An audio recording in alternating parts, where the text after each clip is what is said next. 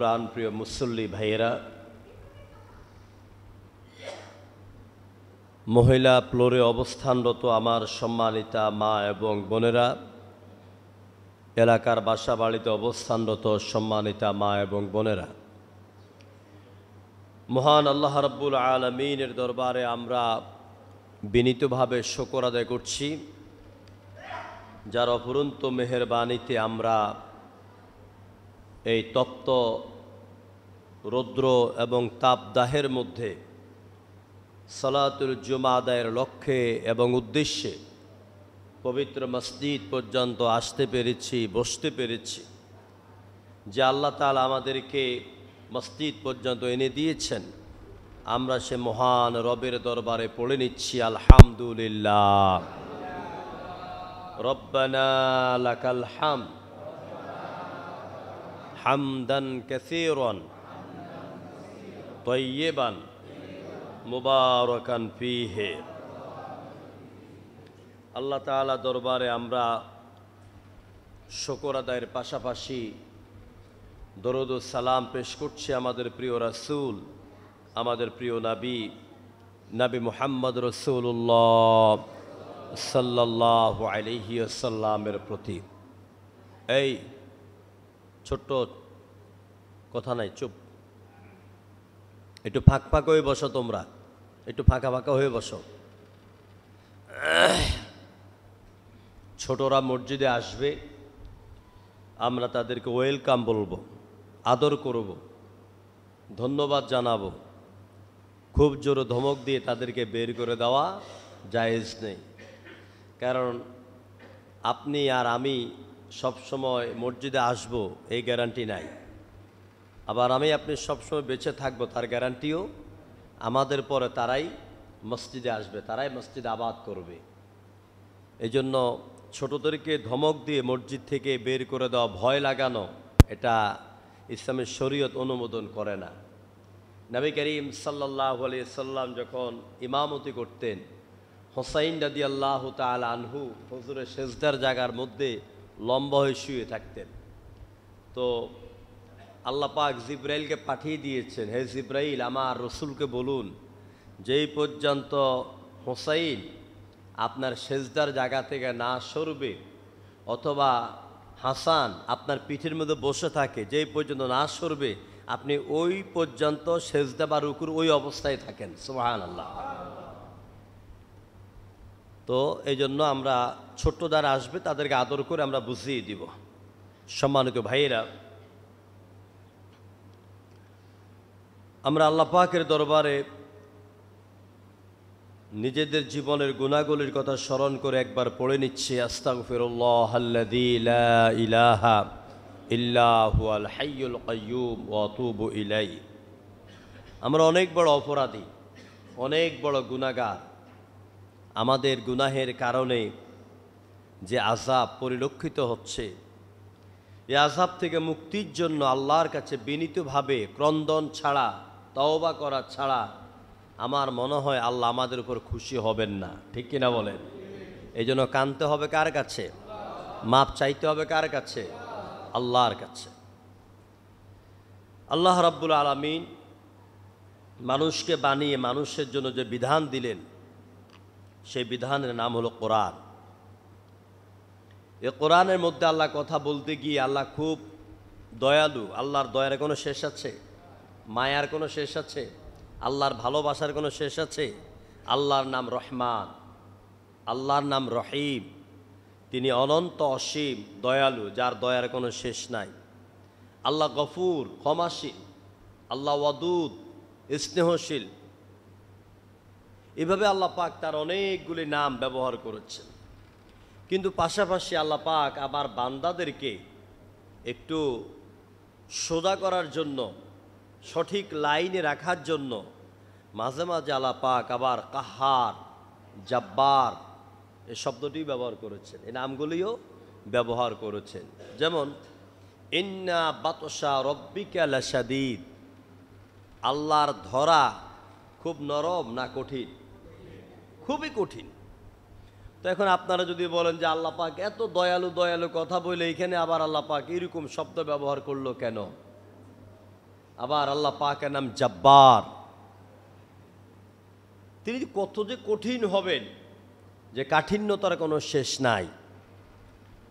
এই জন্য নবী করিম সাল্লাল্লাহু আলাইহি ওয়াসাল্লাম আল্লাহ পাকের এই নামগুলি দিকে তাকিয়ে হুজুর যখন মাঝে মাঝে লোকদেরকে উপদেশ দিতেন, নসিহত করতেন, ওয়াজ করতেন, মাঝে মাঝে হুজুর তার জামার এইগুলি এই পর্যন্ত নিয়ে আসতেন। ধমকের ঠেলা, রাগের ঠেলায় রসুলের চেহারাটা লাল হয়ে যেত। অথচ রসুল হচ্ছেন রাহমাতুল্লিল আলামিন। তো হুজুর বক্তৃতার মধ্যে মাঝে মাঝে এত রাগ হতেন কেন?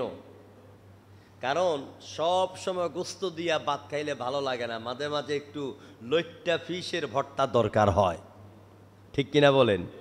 তো আমরা যারা বক্তা অনেক কথা বলতে হয় না?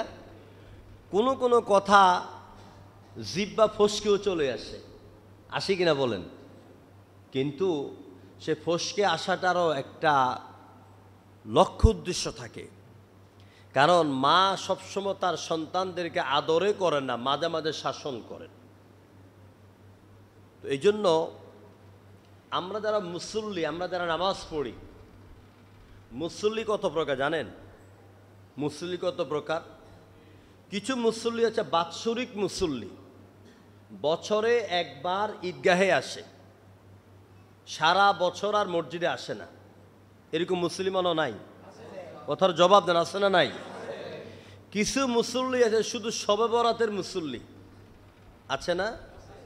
কিছু মুসল্লি আছে শুধুমাত্র জুমার দিনের মুসল্লি, সাপ্তাহিক মুসল্লি। কিছু মুসল্লি আছে মন চাইলে নামাজ পড়ে, না চাইলে পড়ে না।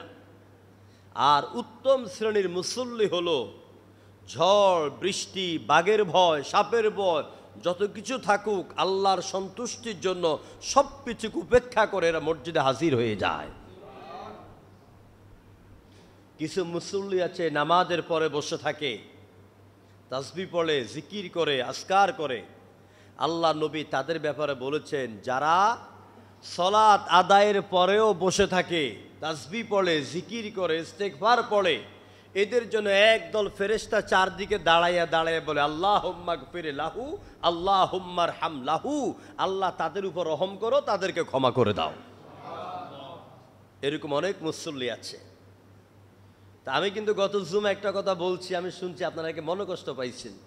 আমি কথা বলি একটু দাঁড়ি কমা দিয়ে। কিছু মুসল্লি আছে জুমার নামাজের সালাম ফিরাবার পরেই তারা দৌড় মেরে বের হয়ে যায়, আছে নাকি নাই? এদেরকে আমি ধিক্কার দিয়ে একটা শব্দ উচ্চারণ করেছি, কষ্ট পেয়ে থাকলে আমি সরি, দুঃখিত। তবে কিছু মুসল্লি মসজিদে আসে শুধু নামকা ওয়াস্তে। জুমার দিন ঘরে বসে থাকলেও খারাপ লাগে, দোকানে বসে থাকলেও খারাপ লাগে, আইসা একদম পিছনে বসবে, হুজুর সালাম ফিরাবার দেরি, আল্লাহু আকবার, আস্তাগফিরুল্লাহ, আস্তাগফিরুল্লাহ, আস্তাগফিরুল্লাহ, একটু দোয়া করা বা একটু বসা ওনাদের সময় হয় না। আমি ওই সব মুসল্লিদের উদ্দেশ্যে ওই শব্দটি ব্যবহার করেছি, যাতে করে তাদের দিমাগ ফিরে আসে, তাদের বিবেক ফিরে আসে, তারা যেন আল্লাহমুখী হয়, তারা যেন মসজিদমুখী হয়। আল্লাহ যেমন মাঝে মাঝে ধমকের স্বরে কথা বলেন, নবী যেন মাঝে মাঝে রাগ হয়ে গেছেন, বক্তাদেরকেও সেইভাবে তার মুসল্লি, তার শ্রোতাদেরকে কন্ট্রোল করার জন্য, আল্লাহমুখী করার জন্য কিছু শব্দ উচ্চারণ করতে হয়। এই জন্য যদি আপনারা কষ্ট পেয়ে থাকেন, আমি সেজন্য ক্ষমা প্রার্থী। সম্মানিত ভাইরা, আপনাকে কঠিনভাবে কথা বলার একটি কারণ, আপনি যদি 5 মিনিট মসজিদে থাইকা ফেরেশতাদের দোয়ার শামিলকৃত বান্দা হতে পারেন, লাভ আমার না আপনার লাভ? আপনাদের লাভ। এই জন্য সব কথা রাগ করতে নেই প্রিয় ভাইয়েরা। কারণ আমি যতটুকুন দেখেছি বা শুনেছি, আমার এলাকায় যত মসজিদ আছে আলহামদুলিল্লাহ, বাইতুর রহমান মসজিদের মুসল্লিরা অনেক প্রাজ্ঞ, বিজ্ঞ। এরা অধিকাংশ লোকেরা ইসলামের সাহিত্য বলেন, কোরআন পড়েন, হাদিস পড়েন, আলহামদুলিল্লাহ। এই জন্য আপনাদের কাছে কোরআনে তাফসির করে আমি একটু মজা পাই, আলহামদুলিল্লাহ। আপনাদেরকে আরেকটু সচেতন হতে হবে, হুজুর কি বলেন, কি রিসিভ করে নিয়ে যাচ্ছি। কারণ এটা হচ্ছে সাপ্তাহিক ব্যাটারিতে চার্জ দেওয়ার একটা দিন। আপনি যদি ব্যাটারিতে একবার চার্জ দেন, হয়তো 1 মাস চলে যাবে। আর মুসলমানদের প্রত্যেক জুমার দিন ইমানের ব্যাটারিতে চার্জ দেওয়া হয় এসব আলোচনার মাধ্যমে, যাতে করে আমরা আমাদের জীবন, আমাদের আমলগুলিকে আমরা শোধরাইয়া নিতে পারি, আগামী জুমার আগ পর্যন্ত যাতে আমরা আল্লাহর পথে চলতে পারি। প্রিয় ভাইরা, চতুর্দিকে ইসলামের উপরে, মুসলমানদের উপর নির্যাতন চলছে, আপনারা দেখতে পাচ্ছেন। ভারতের বিভিন্ন জায়গায় মুসলমানদের উপর কঠিন নির্যাতন করা হচ্ছে। মোদি সাহেব কোন এলাকায়, অঞ্চলে নির্বাচনে হেরে গিয়েছেন, সেখানে মুসলমানদেরকে ব্যবহার করছেন, মুসলমানদের উপর নির্যাতন বাড়িয়ে দিয়েছেন, মাদ্রাসা বন্ধ করে দিয়েছে। তারপরে আপনারা যারা মোটরসাইকেল চালান, হুন্ডা চালান, হুন্ডার যেই এক্সকেলেটর আছে, যেটার মধ্যে চাপ দিলে এটা বাড়ে বা কিছু, ওই জায়গাটার মধ্যে কায়দা করে আল্লাহুকে এমনভাবে বসাইছে যাতে মুসলমানেরা আর হিন্দুরা প্রতিনিয়ত পাও দিয়া আল্লাহ নামটার উপরে চাপ দিতে বাধ্য থাকে। এগুলো কিন্তু আমরা সবাই জানি না। কোরআনের ভিতরে, কোরআনে এমদাদিয়া ছাপাখানা কোরআনের ভিতরে আপনার মূর্তির ছবি ঢুকিয়ে দেওয়া হয়েছে, মূর্তির ছবি ঢুকিয়ে দেওয়া হয়েছে। ক্লাস 6-এর ইসলামের শিক্ষা বইয়ের ভিতরে মন্দির আর মূর্তির ছবিতে ভরা। অর্থাৎ আমি বোঝাতে চাইলাম, মুসলমানেরা চতুর্দিক থেকে নিজেদের চরিত্র এবং দোষের কারণে তারা আজকে আক্রান্ত। মিডল ইস্টের আরাবিয়ান কান্ট্রিগুলি, যেই জমিন থেকে আল্লাহর নবী শিরক আর বেদাতকে উৎখাত করেছেন, এই জমিন হচ্ছে আল্লাহর। লা ইলাহা ইল্লাল্লাহু মুহাম্মাদুর রাসূলুল্লাহ, এ কালেমা প্রচার হয়ে গেল। শিরক মুক্ত জমিন বিশ্বনবী উপহার দিলেন বিশ্ববাসীকে। সেই আরাবিয়ান কান্ট্রিগুলির মিডল স্টেটের দুবাই শহরে যেদিন মন্দির বানানো হলো, প্রায় 31 একর জমিনের উপরে মন্দির নির্মাণ হলো, বৌদ্ধরা আসলো, হিন্দুরা আসলো, উদ্বোধন হলো, এর পরের দিন আল্লাহর গজব নেমেছে। কথা কোন ঠিক কিনা? মরুভূমির রাস্তার উপরে 12 ফিট পানি হবে, এটা ওরা কোনোদিন কল্পনা করেছে? আমরা যে নাতিশীতোষ্ণ দেশের মালিক, চতুর্দিকে পানি আর নদী, আমরাও তো এই চিন্তা করিনি যে আমাদের এই রাস্তার মধ্যে 12 ফিট পানি হবে। ওরা তো চিন্তাই করতে পারে না। এট এ টাইম ওমানে, দুবাইতে, আবুধাবিতে, সৌদি আরবে পানি আর পানি। এগুলো কিসের আলামত? এগুলি ওরা মনে করেছে আমরা এখন দুনিয়াতে কোটিপতি, আমরা 120 তলা বিল্ডিং বানিয়ে ফেলেছি, আমরা 170 তলা বিল্ডিং বানিয়ে ফেলেছি, মনে যা চায় তাই করছি, এখন আমরা ক্ষমতাধর। ওরা আল্লাহকে ভুলে গেছে। এই জন্য আমরা কথাই বলি, আল্লাহ ছাড় দেন, ছেড়ে দেন না। চিল্লাই এখন ঠিক কিনা? আল্লাহ একটু একটু একটু নখ দেন। নমরুদকে আল্লাহ কি দিয়ে মেরেছে? নমরুদকে একটা ল্যাংড়া মশা ঢুকাই দিয়া মারছেন, জুতার বাড়ি খাওয়াইয়া মারছেন। অত কিছু আল্লাহর কামান আর গোলা ব্যবহার করতে হয় নাই অত বড় শক্তিশালীর জন্য। তো সুতরাং আল্লাহ পাক একটু একটু সামান্য এরকম কিছু পানি দিয়া, বাতাস দিয়া আল্লাহ পাক ধরেন, যাতে করে বান্দার জ্ঞান, বান্দার বিবেক ফিরে আসে। এই যে আমাদেরকে আল্লাহ ধরছেন এখন গরম দিয়া, কি দিয়া? আল্লাহ গরম দিয়ে ধরেছেন, কিন্তু আমরা বুঝি না। আমরা এত নির্লজ্জ জাতি, আমরা এত নির্লজ্জ মুসলমান, আল্লাহর দরবারে তওবা করার মন মানসিকতা আমাদের হয় না। চিল্লায় বলেন ঠিক কিনা? সুতরাং আমি আজকে মালিককে চিনাবো, আপনাদের সামনে মালিকের কিছু কথা আলোচনা করব। মালিককে আমাদের মালিককে, তুমি ছাড়া কেউ নেই মালিক বলে তারে ডাকবো। আছে কেউ? তুমি ছাড়া কেউ নেই মাবুদ বলে তারে ডাকবো। তুমি ছাড়া কেউ নেই ভালোবেসে তার ছবি আঁকবো। তুমি ছাড়া কেউ নেই মালিক বলে তারে ডাকবো। আমাদের ডাকার জায়গা একটা, আমাদের কলিং বেল টিপ দেওয়ার জায়গা একটা, আমরা আকুতি মিনতি কাকুতি করার দুয়ার একটা, সেটা নাম হচ্ছে আরশে আজিম, আমার আল্লাহ পাকের রহমতের দরওয়াজা। জোরে কোন ঠিক কিনা? এই জন্য আমরা আল্লাহকে চিনতে হবে, মালিককে চিনতে হবে, মালিকের নির্দেশগুলি দিয়ে জীবনকে সাজাতে হবে। আল্লাহ পাক আমাদেরকে মালিককে চেনার তৌফিক দাও বলে আমিন। সবে আমার সাথে পড়েন, আউযু বিল্লাহি মিনাশ শাইতানির রাজিম, বিসমিল্লাহির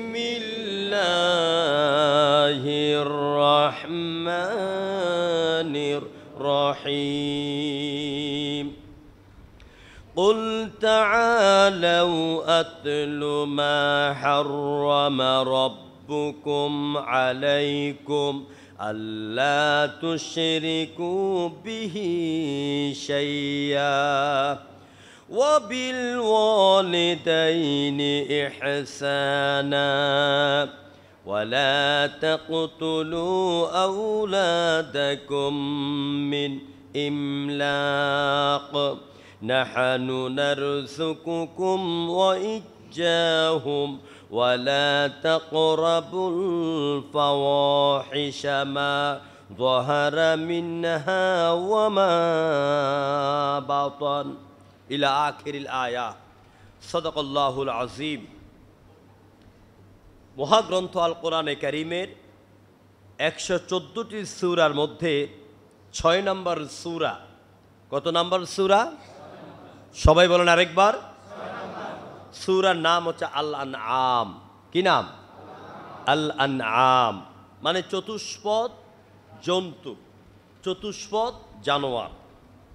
চতুষ্পদ জানোয়ারের নামে আল্লাহ কোরআনে সূরা দিলেন, হাতির নামে সূরা দিলেন, মাকড়সার নামে সূরা দিলেন, মাছির নামে সূরা দিলেন, মানুষের নামে সূরা দিলেন। একেবারে একনিষ্ঠভাবে মহিলাদের নামে সূরা দিলেন। সুবহানাল্লাহ কইতেন না? পার্লামেন্টের নামে সূরা দিয়েছেন, মহাসমাবেশের নামে সূরা দিয়েছেন। আছে না মহাসমাবেশ? মহাসমাবেশ কোথায় হবে? পল্টন ময়দানে, 14 দলীয় জোট। এই মহাসমাবেশ হবে হাসরের ময়দানে। কোথায় হবে? হাসরের ময়দানে। মহাসমাবেশের সূরার নাম কি? সূরাতুল হাসর। সূরাতুল হাসর। সুবহানাল্লাহ। আবার নাম আছে সূরাতুল মুমতাহিনা। মুমতাহিনা আছে না সূরা একটা? মুমতাহিনা মানে কি? পরীক্ষিত নারী। আপনি যুবক হইছেন, মেয়ে একটারে ফাইছিল, বিয়ে করে নেবেন না, এটার চরিত্র ভালো আসছে না, আগে পরীক্ষা করতে হবে, আপনাকে খোঁজখবর নিতে হবে, জানতে হবে দিনদারিতে আছে কিনা, ফ্যামিলি ব্যাকগ্রাউন্ড ভালো কিনা, ইসলাম শিখছে কিনা। হ্যাঁ, এই পরীক্ষা করেই তারপর ওইদিকে আপনাকে আগাইতে হবে। এই জন্য এই পরীক্ষায় পরীক্ষিত নারীর নামেও আল্লাহ সূরা দিয়েছেন। তার মানে আমি বুঝাতে চাইলাম কোরআনে কারীম শুধু নামাজ, রোজা, হজ, যাকাতের কিতাবে নয়, বরং এটি হচ্ছে বিশ্ব মানবতার জীবন পরিচালনার একটি কমপ্লিট, একটি মুকাম্মালে হায়া, একটি পরিপূর্ণ জীবন ব্যবস্থা। সুবহানাল্লাহ কইতেন না? আরো জোরে কোন সুবহানাল্লাহ। এটি পরিপূর্ণ জীবন ব্যবস্থার নাম হলো কোরআন। এটি আমাদের গাইড বুক, আর গাইডলাইন হচ্ছে ইসলাম। গাইড বুক হচ্ছে কোরআন, আর এই গাইড বুক আর গাইডলাইনের নেতৃত্ব দিয়েছেন hour leader, hour prophet Muhammad সাল্লাল্লাহু আলাইহি ওয়াসাল্লাম। সম্মানীয় ভাইরা, এই মহাগ্রন্থ আল কোরআনে কারীমের সূরা আল আনআমের 151 নম্বর আয়াত, এর কিছু অংশ আপনাদের খেদমতে তেলাওয়াত করেছি। এই আয়াতের এক একটি বিষয়, এখানে আছে প্রায় 10টি বিষয়। এই 10টি বিষয়ের উপরে কথা বলতে গেলে আমার 10 জুমার দরকার হবে না, 10 জুমা হবে না, কারণ আজকের যে প্রথম বিষয়টা, এই বিষয়টার উপরে দরকার কমপক্ষে 5 জুমা। কোরআন হচ্ছে সেই কিতাব, যেই কিতাবের আলোচনা শুরু করা যায়, শেষ করা যায় না। এই যে দেখেন, আপনাদের বোঝার জন্য বলি, এখানে অনেক আলেম ওলামা আছেন, আমার অনেক প্রিয় ভাইয়েরা আছেন, হাফেজে কোরআন আছেন, আলহামদুলিল্লাহ। এই কোরআন একটা কিতাব। এটা কি? এই কিতাবের তাফসিরে লিখছে, তাফসিরে আপনার রুহুল মাআনি কত খণ্ড জানেন? 40 খণ্ড। আল্লাহু আকবার কোন। তাফসিরে রুহুল বায়ান, তাফসিরে আজওয়াউল বায়ান, তাফসিরে নুরুল কুলুব, তাফসিরে ফাতুহুল কাদির সব হচ্ছে এই কোরআনের তাফসির ব্যাখ্যা। তাফসিরে ফি জিলালিল কোরআন, তাফসিরে তাফহিমুল কোরআন, এগুলি হচ্ছে কোরআনের তাফসির।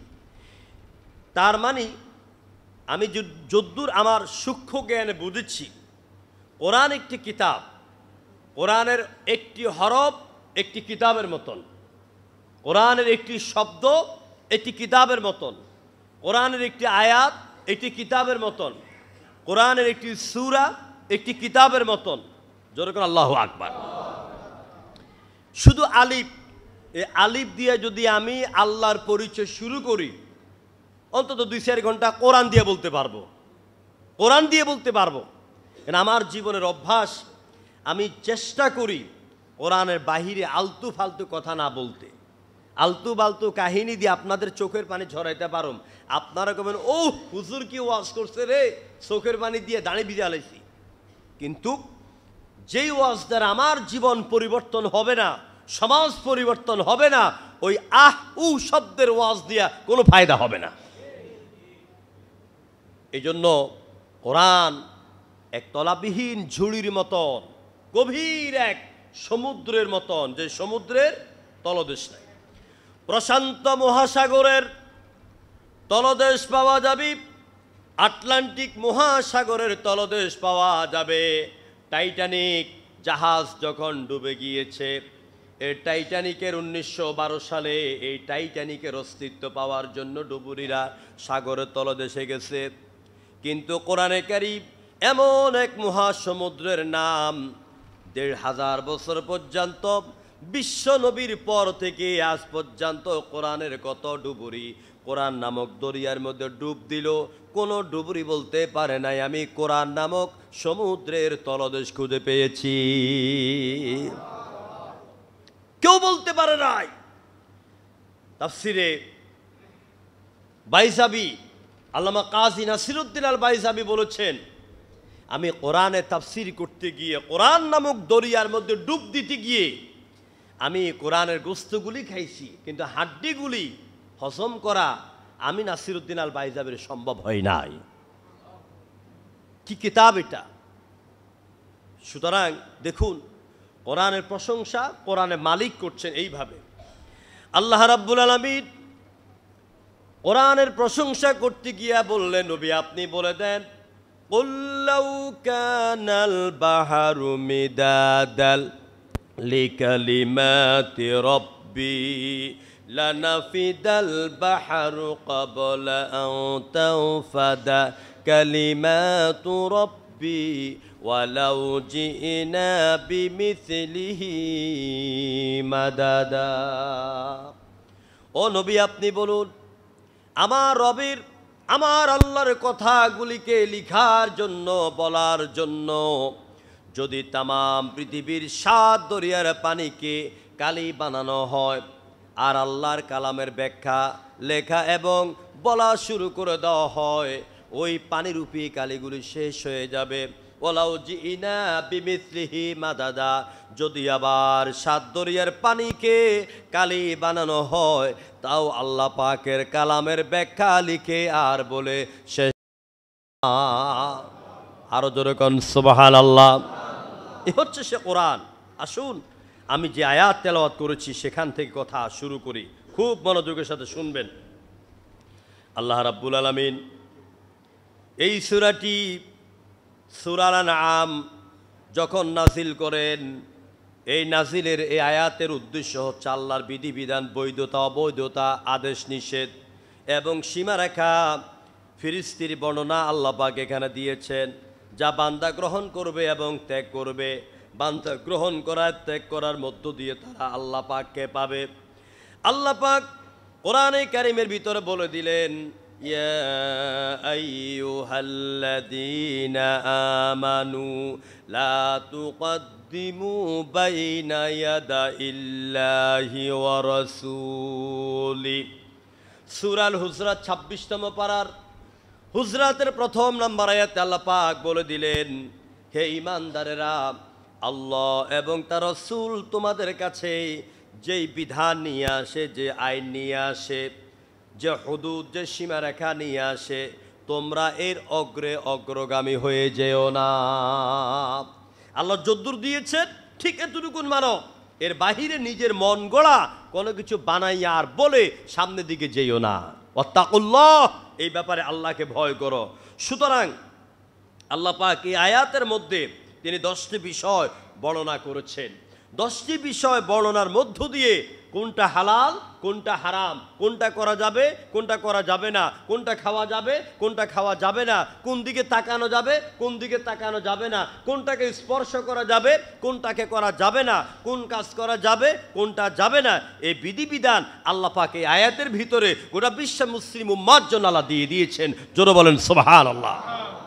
এই আয়াতটি এত গুরুত্বপূর্ণ, এটা জামাত ইসলামগণ তাদের জন্য দরকার, তবলিগগণ তাদের জন্য দরকার, বিএনপিগণ তার জন্য দরকার, আওয়ামী লীগগণ তার জন্য দরকার। এক কথায় সমগ্র মুসলমান নর নারীর জন্য এই আয়াতের 10টি বিষয় পুঙ্খানুপুঙ্খ রূপে আমল করা ফরজ। সেগুলি কি? এক, আল্লাহ রাব্বুল আলামিন বলেন, নবী আপনি বলুন, কুল তাআলাউ আতলু মা হাররামা রাব্বুকুম আলাইকুম।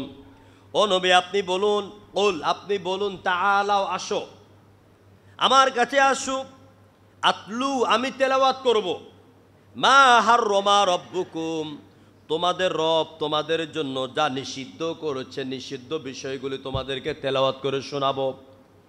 এক নাম্বার বিষয় হলো আল্লা তুশরিকু বিহি শাইয়্যা, সাবধান, আল্লাহর সাথে কোনো কিছু, কোনো বিষয়, কোনো জিনিসকে শরীক করবে না, অংশীদার সাব্যস্ত করবে না।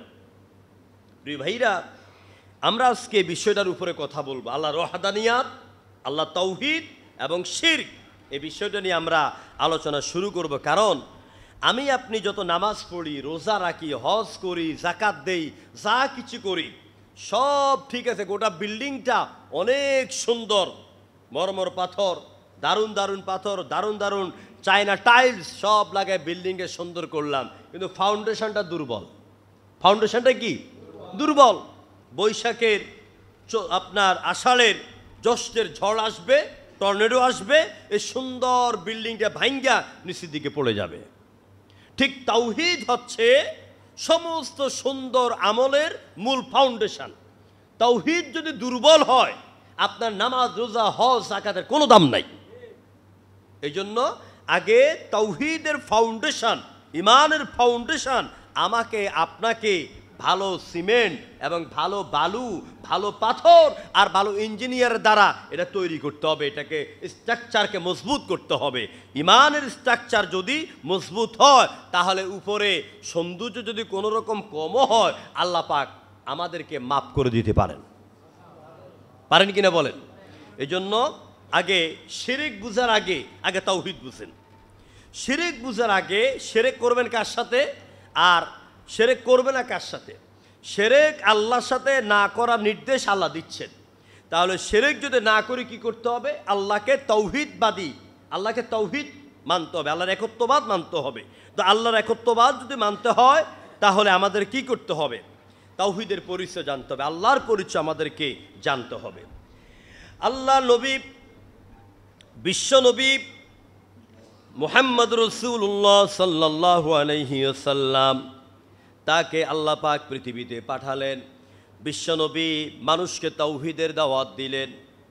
হযরতে আদম থেকে শুরু করে আল্লাহ নবীর আগ পর্যন্ত, ঈসা পর্যন্ত যত নবী এলেন, যত রসুল এলেন, সব নবী রসুলগণ মানুষকে তাওহীদের দাওয়াত দিয়েছেন, এক আল্লাহর প্রতি দাওয়াত দিয়েছেন। নবীজির দাওয়াত আর ওই সব নবীদের দাওয়াতের মধ্যে পার্থক্য হলো, হযরত আদম থেকে শুরু করে হযরত ঈসা পর্যন্ত ওই সব নবীদের দাওয়াত আর আমার নবীর একার দাওয়াতের মধ্যে পার্থক্য হলো, সব নবীদেরকে আল্লাহ পাক অঞ্চল ভিত্তিক নবী করে পাঠালেন, এলাকা ভিত্তিক নবী করে পাঠালেন, জেলা ভিত্তিক নবী করে পাঠালেন, দেশ ভিত্তিক নবী করে পাঠালেন। যেমন কোরআনে কারিমে আল্লাহ পাক হযরতে নূহ আলাইহিস সালাতু ওয়াস সালামের দৃষ্টান্ত আমাদের সামনে দিচ্ছেন। লাকাদ আরসালনা নূহান ইলা কওমিহি ফাকালা ইয়া কওমি ইবুদুল্লাহা মা লাকুম মিন ইলাহিন গায়রু। আল্লাহ পাক বলেন, নূহ আলাইহিস সালামকে আমি তার জাতির কাছে পাঠালাম। তিনি তার জাতিকে গিয়া বললেন, ও আমার এলাকার লোকেরা, ওই আল্লাহ পাকের ইবাদত করো, উপাসনা করো, গোলামি করো, তাকে ডাকো, যিনি ছাড়া ভিন্ন কোনো ইলাহ নাই।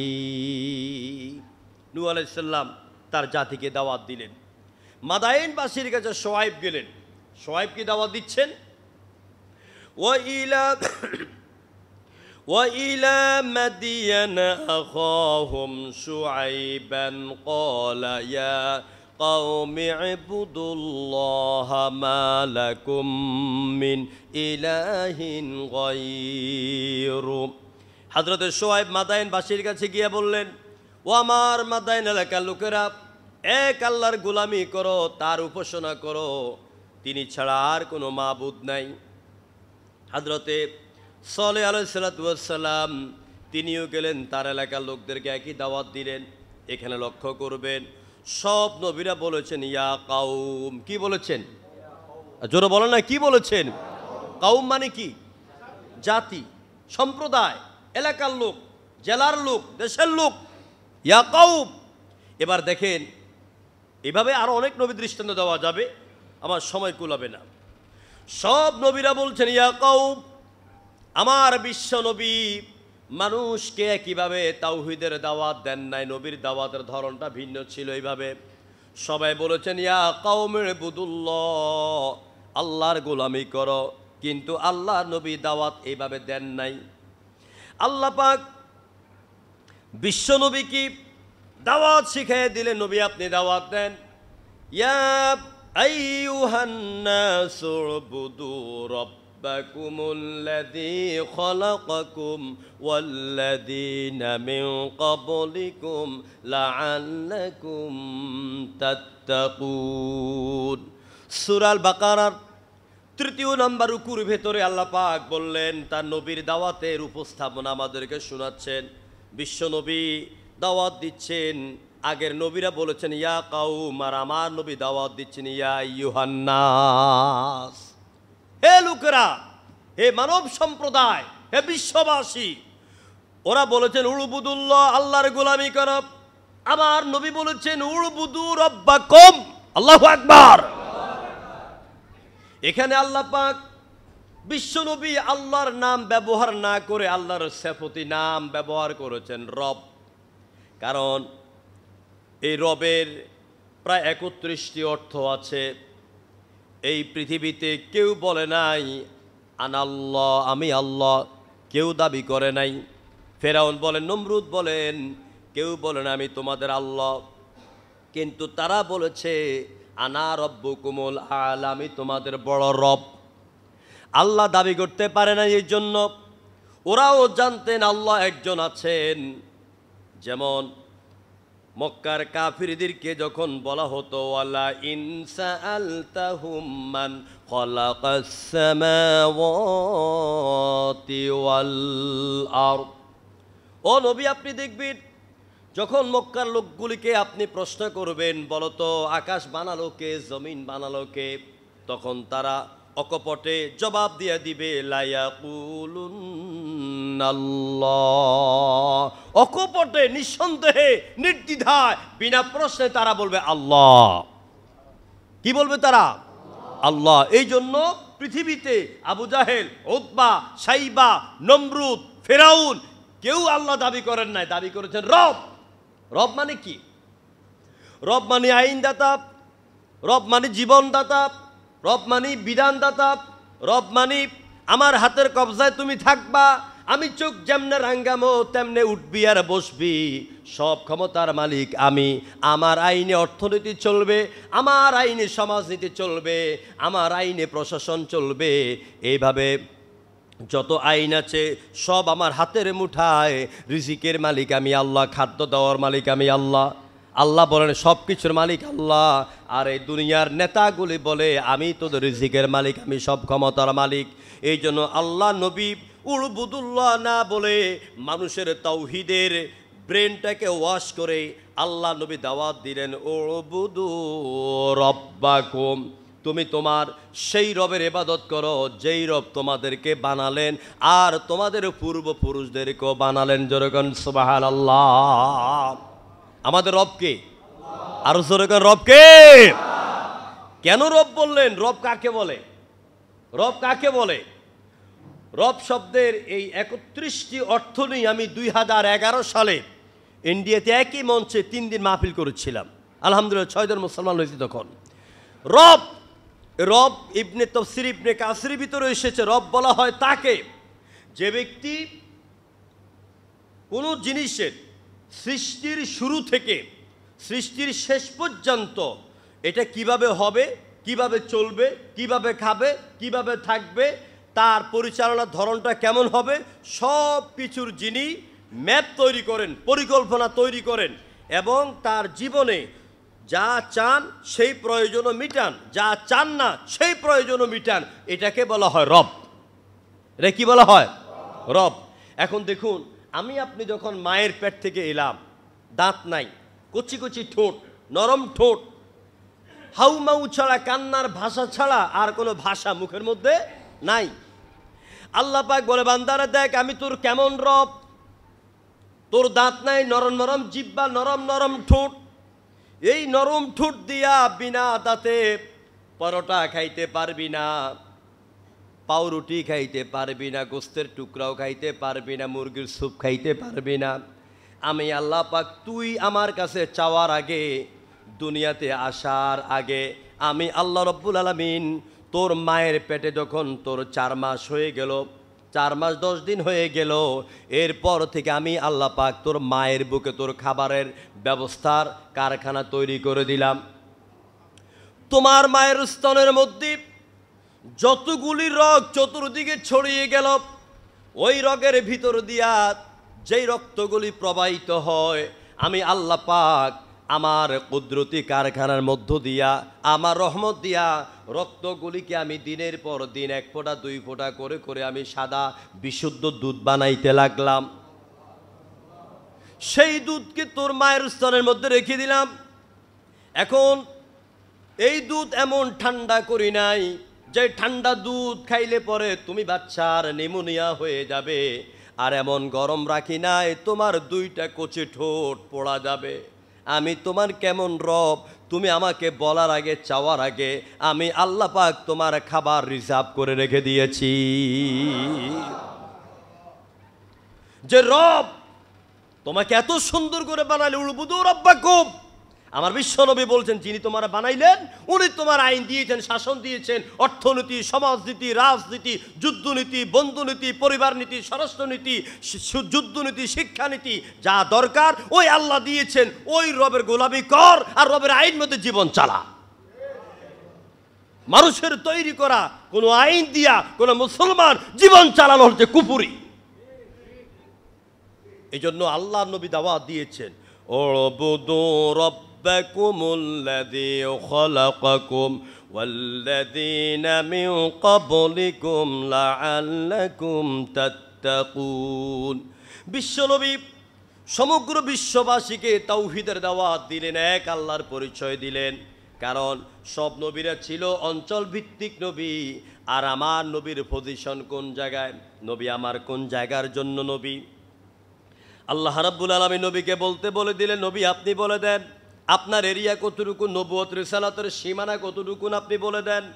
কুল ইয়া আইয়ুহান নাসু ইন্নী রাসূলুল্লাহি ইলাইকুম জামিআ।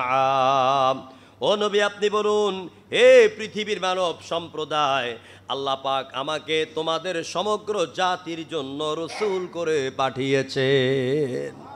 সবার জন্য আমি রসুল হয়ে দুনিয়াতে এসেছি। তাই নবীর দাওয়াতটাও ছিল আন্তর্জাতিক দাওয়াত। জোরে করে আল্লাহু আকবার। আল্লাহ পাকের একত্ববাদে আপনি কেন বিশ্বাস করবেন? আল্লাহর একত্ববাদে তাওহীদের স্বীকৃতি দিলে, আল্লাহর উপর ঈমান আনলে পরে, আল্লাহকে এক বলে জানলে পরে কি লাভ হবে? ক্বালান নবী সাল্লাল্লাহু আলাইহি ওয়াসাল্লাম মান মাতা ওয়া হুয়া ইয়ালামু আন্নাহু লা ইলাহা ইল্লাল্লাহু দাখালাল জান্নাহ, রাওয়াহু মুসলিম। আল্লাহ নবী বলেছেন, যেই ব্যক্তি এই কথা বলার পরে মৃত্যুবরণ করে, লা ইলাহা ইল্লাল্লাহ, এই স্বীকৃতি দেওয়ার পরে যে ব্যক্তি মরে যাবে, আল্লাহ নবী বলেন দাখালাল জান্নাহ, ওই ব্যক্তি আল্লাহর জান্নাতে চলে যাবে। তা কোনো সন্দেহ নাই, ঈমান নিয়ে যদি মরতে পারেন আল্লাহর জান্নাতে চলে যাবেন। এই জন্য প্রত্যেক নামাজের পরে যখন মুনাজাত করবেন একা একা, আল্লাহ মৌতের সময় আমার জবানে তুমি ঈমান দান করে দিও, আমাকে তুমি ঈমানের সাথে মৃত্যু দিও। এই জন্য ওই যে আমি প্রায় বলি যে আমাদের মশিউর ভাই গেয়েছিলেন, শিল্পী মশিউর রহমান, আল্লাহ আমার টাকা পয়সা ধন সম্পদ বাড়িঘর যদি তুমি আমার উপর রাগ করে সব নিয়ে যাও তো সব নিয়ে যাও, যা আছে মোর সবে নিয়ে যাও, ঈমান আমার নিও না। ঈমান ছাড়া ও গো প্রভু মরণ আমায় দিও না, না, যা আছে মোর সবে নিয়ে যাও, মর ঈমান আমার নিও না। জোরে সোরে কোন আমিন। এটা একটা মুনাজাত, আল্লাহর কাছে প্রতিনিয়ত ঈমান নিয়ে যেন মরতে পারেন, এই দোয়াটা আল্লাহর কাছে করবেন। প্রিয় ভাইরা, ঈমান আপনি যখন আনবেন, আল্লাহকে এক বলে জানবেন, রবের অর্থ যখন বুঝবেন, তখন আপনি বলবেন যে আমি আমার আল্লাহর হুকুম ছাড়া মানি না, আল্লাহর আইন ছাড়া মানি না, আল্লাহর দেওয়া যাকাত ভিত্তিক অর্থনীতি ছাড়া সুদ ভিত্তিক অর্থনীতির সাথে আমার কোনো সম্পর্ক নাই। আপনি যখন সমাজে কোনো অন্যায় হতে দেখবেন অবশ্যই আপনি বাধা দিবেন। যখন আপনি করে নিবে নাকি, হ্যাঁ, আলিঙ্গন করবে, খুব সম্মান জানাবে নাকি, না, অবস্থা কি হবে দেখেন। আন খাব্বাব ইবনুল আরাত রাদিয়াল্লাহু তাআলা قال شكونا ألا تدعو لنا يا رسول الله وهو متوسد في ظل الكعبة। হযরত খাব্বাব ইবনুল আরাত রাদিয়াল্লাহু তাআলা আনহু বলেন, একদিন গিয়ে দেখলাম বিশ্বনবী কাবা শরীফের ছায়ার নিচে বসে আছেন, কাবার সাথে টেক লাগিয়ে। যাই বললাম, হুজুর আলা তাদউ লানা, আমাদের জন্য কি আপনি দোয়া করবেন না? আলা তাস্তানসুরু লানা, আমাদের জন্য কি আল্লাহর কাছে সাহায্য চাইবেন না? হুজুর বললেন, ও খাব্বাব কি হলো? খাব্বাব বলছেন, ইয়া রাসূলুল্লাহি, যারা ঈমান এনেছি, এক আল্লাহকে যারা বিশ্বাস করেছি, ঈমানের রাস্তায় যারা আমরা চলমান, আমাদের উপর অত্যাচার করে করেই আমাদের চোখের সামনে আমাদের স্ত্রীগুলিকে কেড়ে নিয়ে নির্যাতন করে, আমাদের বাড়িঘর জ্বালিয়ে দেয়, আমাদের উপর অত্যাচার করে, আমাদের দোকানপাট ব্যবসা বাণিজ্য সব কিছু ধ্বংস করে দেয়, আমাদের উটগুলি বকরিগুলি সব নিয়ে যায়। ইয়া রাসূলুল্লাহ, আর কতকাল সহ্য করব? এবার আল্লাহ নবী কাবা শরীফের সাথে যে ট্যাগ লাগিয়ে বসেছিল, এবার সোজা হয়ে বসলেন। এবার বিশ্বনবী বলছেন, ও খাব্বাব শুনো, ফাকালা ক্বাদ কানা মিন ক্বাবলিকুম ইউখাদুর রাজুলু ফায়াহফারু লাহু ফিল আরদ।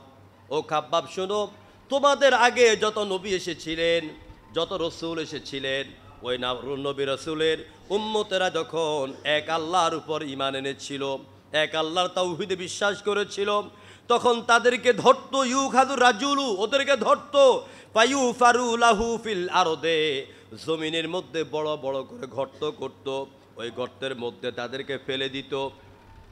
ফায়ুজআলু ফিহা, মাটি দিয়ে তাদের বক্ষ পর্যন্ত কোমর পর্যন্ত গাড়িয়ে দিত।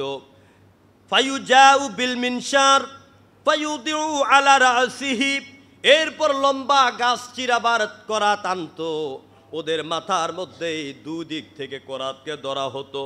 ফায়ুজআলু নিসফাইন, দুইজন দুই দিক থেকে করাত দিয়া টান দিত, আর ঈমানদার মানুষগুলির মাথা থেকে পাও পর্যন্ত দুই ভাগ হয়ে দুই দিকে পড়ে যেত। শুধু তাই নয়, ওয়ায়ুমশাতু বিআমশাতিল হাদিদ, কেউ তরবারি দিয়া করাত দিয়ে মাথার মধ্যে টানতো, আবার কেউ কেউ লোহার চিরুনি দিয়া গোস্তের ভিতরে ঢুকাইয়া জোর করে টান দিয়া গোস্তগুলি ছিঁড়ে ছিঁড়ে ফেলতো। এরপরও মায়া সুদ্দুহু আনদিনি, তারা কালেমার ইমানের পথ থেকে চুল পরিমাণ সরে যায় নাই। আমার বাবারা, ভাইয়েরা, মা বোনেরা, এবার বিশ্বনবী বলছেন, খাব্বাব ধৈর্য ধারণ করো। এই নির্যাতনের পরে এমন একটা দিন আসবে, এমন একটা দিন আসবে, হাজরামাউত থেকে সিরিয়ার ইয়েমেনের সানা পর্যন্ত এত লম্বা রাস্তা দিয়া সুন্দর সুন্দরী নারীরা রাস্তা দিয়া রাতের বেলা যাবে, কেউ তাদের দিকে তাকাবে না। মানুষ টাকা নিয়ে পয়সা নিয়ে এই নিরাপদ এই গভীর জঙ্গলা দিয়ে একা একা হাঁটবে, কারো কোনো সম্পদ হারাবার ভয় থাকবে না, শুধু বাঘের ভয় আর সাপের ভয় ছাড়া ওদের দিকে কেউ তাকাবে না। এমন একটা নিরাপত্তাদায়ক শহর, গ্রাম, এলাকা, রাষ্ট্র আল্লাহ পাক দিয়া দিবেন, যখন এই জমিনে আল্লাহর কোরআনের আইন চালু হয়ে যাবে। আমার ভাইরা, সেই জন্য আল্লাহ রব্বুল আলামিন কি চিনতে হলে, জানতে হলে তাওহীদে বিশ্বাস করতে হবে। আর আল্লাহর তাওহীদে বিশ্বাস করার জন্য, আল্লাহকে চিনার জন্য, জানার জন্য আপনি আল্লাহ পাকের সৃষ্টির দিকে আপনি তাকাইয়া দেখেন।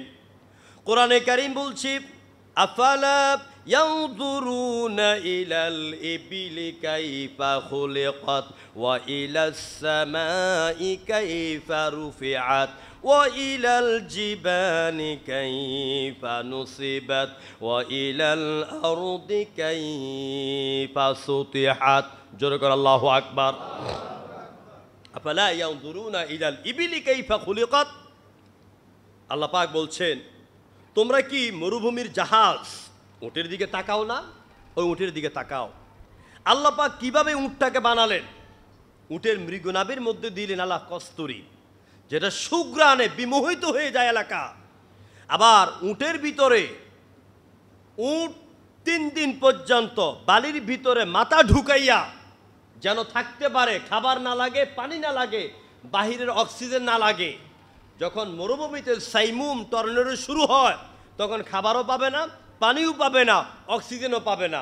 আল্লাহ পাক উটের ভিতরে এমন একটা হাউস, এমন একটা প্যাকেট দিয়ে দিয়েছেন, যে প্যাকেটের ভিতরে উট 3 দিনের অক্সিজেন, 3 দিনের পানি, 3 দিনের খাবার নিয়ে বালির ভিতরে কল্লা ঢুকাইয়া দিয়া নির্বিঘ্নে থাকতে পারে। জোরে করে আল্লাহু আকবার।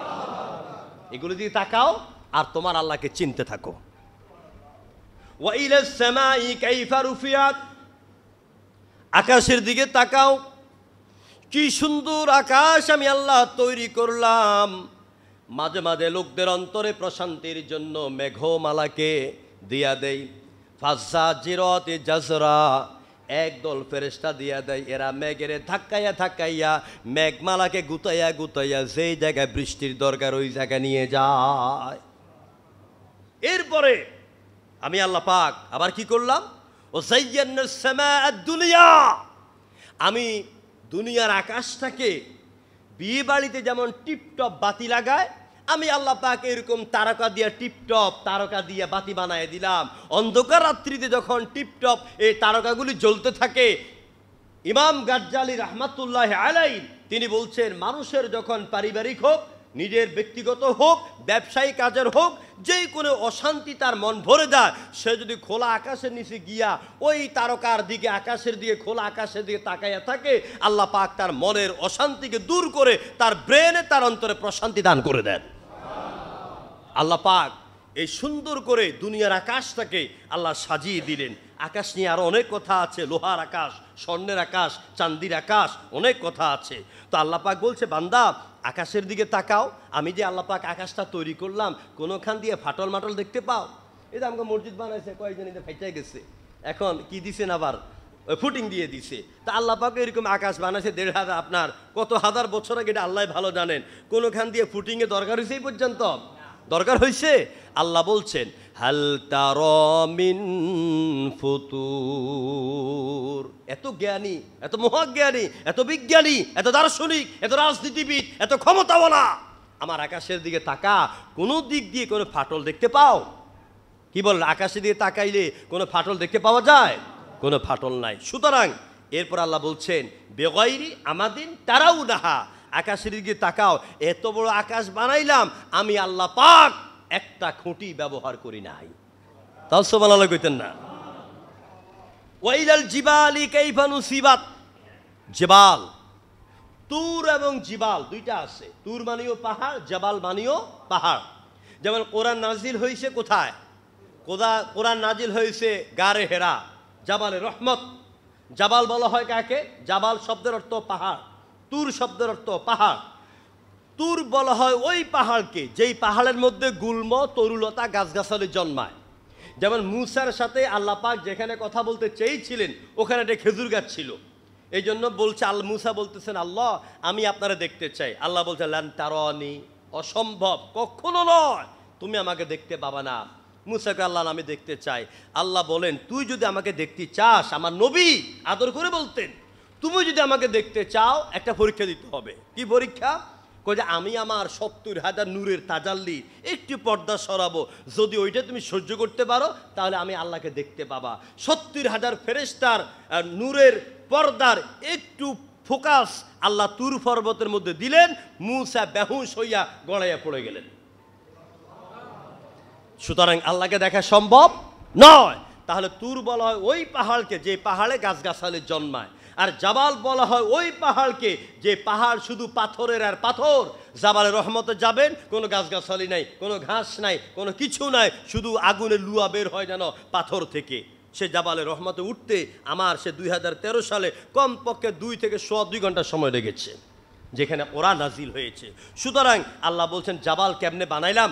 পাথরের উপর পাথর, পাথরের উপর পাথর, পাথরের উপর পাথর দিয়া অত সুউচ্চ সুরম্য পাহাড় আমি আল্লাহ পাক বানিয়ে দিলাম। ওই পাহাড়ের দিকে তাকাইলে তুমি তোমার আল্লাহকে চিনতে পাবা। জোরে করে আল্লাহু আকবার। সুতরাং আমি আলোচনা লম্বা করব না। আল্লাহকে চিনার জন্য আরও অনেক যুক্তি আমি আপনাদের সামনে আগামী জুমা থেকে দেব ইনশাআল্লাহ। মানুষ কিভাবে বানালেন, জমিনের পানি কিভাবে আসে, ফসল কিভাবে হয়, আল্লাহ পাকের কুদরত কোন কোন দিকে তাকাইলে আপনি পাবেন, ইব্রাহিম আলাইহিস সালাম তার আল্লাহকে কেমনে খুঁজে বাইর করলেন, সব বিষয়ে আমরা কথা বলবো। আমরা তাওহীদ ভিত্তিক কোরআন হাদিসের এই আলোচনাগুলি যদি আমরা শুনতে পারি, তাওহীদের ভিত যদি মজবুত হয়ে যায়, আমাকে আল্লাহর পথ থেকে, ইমানের রাস্তা থেকে এমন কোনো শক্তি নাই গুলি দিয়া বোমা দিয়া সরাইতে পারে। জনগণ ঠিক কিনা? সুতরাং আল্লাহ পাক তার নবীকে বলছে, নবী আপনি বলুন উতলু মা হাররামা রব্বুকুম আল্লাহ তুশরিকু বিহি শাইয়া, আমি তোমাদেরকে শোনাবো আল্লাহ যেটা হারাম করেছেন যে আল্লাহর সাথে কাউকে শরীক করা যাবে না। তো আল্লাহর সাথে শিরকের বিষয়টা জানার আগে আল্লাহর তাওহীদকে জানতে হবে, আল্লাহর একত্ববাদকে জানতে হবে। আল্লাহ পাক যাতে আমাদের অন্তঃকরণে তাওহীদের পেরাককে ভালোভাবে প্রথিতকরণ করে দেন সে আশাবাদ ব্যক্ত করে তাওহীদবাদী শিরক মুক্ত পূর্ণ মুসলিম হওয়ার তৌফিক যেন আল্লাহ আমাদেরকে দেন সে আশাবাদ ব্যক্ত করে আপনাদের সবাইকে আন্তরিক মোবারকবাদ জানিয়ে আমি সবাইকে আবারও অন্তরস্থল থেকে ধন্যবাদ জানিয়ে আমি আমার আলোচনা শেষ করছি। হাদামা ইনদি ওয়াল ইলমু ইনদাল্লাহ আলাইহি তাওয়াক্কালতু ওয়া ইলাইহি উনীব। আসসালামু আলাইকুম ওয়া রাহমাতুল্লাহি।